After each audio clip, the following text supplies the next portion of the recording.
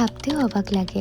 একদিন এই বারান্দায় মাত্র একটা গাছ এনেছিলাম, আর সেখান থেকে আজকে আমার বাড়িতে প্রায় টোটাল 40 থেকে 42টা গাছ তো আছেই। তোমরা কারা কারা আমার মতো এরকম গাছ পাগল আছো কমেন্টে অবশ্যই জানিও। এই প্রত্যেকটা গাছের জানো তো একটা করে স্টোরি আছে, একটা হিস্ট্রি আছে। সেই সব না হয় পরের ভিডিওতে শেয়ার করব। তার আগে শেয়ার করি, একটা দারুণ জিনিস অর্ডার করেছি। আজকে সেটাই সাজাবো, আর তার সাথে সাথে তোমাদের সাথে আমার একটু এই গাছ নিয়ে পাগলামো শেয়ার করব।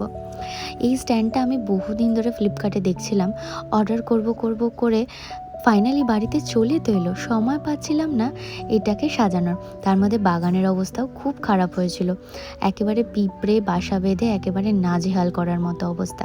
তাই আজ ভোর ভোর উঠে পড়ে একদম বাগানটাকে রিসেট করে নিলাম। সব কিছু সাজানোর পরে দেখতে ঠিক এমন সুন্দর লাগছিল। আর সকালবেলা এত সবুজ দেখলে আমার চোখ এমনি ভালো হয়ে যাবে। আর তার মধ্যে সাজানোর পরে এরকম সুন্দর বৃষ্টি হলো, আর বৃষ্টি হওয়ার পরে দেখো আরও যেন গাছের শোভা আরও বেড়ে উঠেছে। এমনি সবুজ পাতায় বৃষ্টির জল পড়লে এত সুন্দর লাগে দেখতে, চোখটা যেন জুড়িয়ে যায়।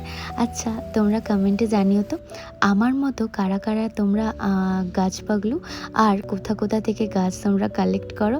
আমার বেশিরভাগ গাছই এখান ওখান থেকে কালেক্ট করা, কিছু কিছু গাছ অবশ্য কেনা। সেই সব গল্প তোমাদের সাথে কোনো আরেকটা অন্য ব্লগে শেয়ার করব।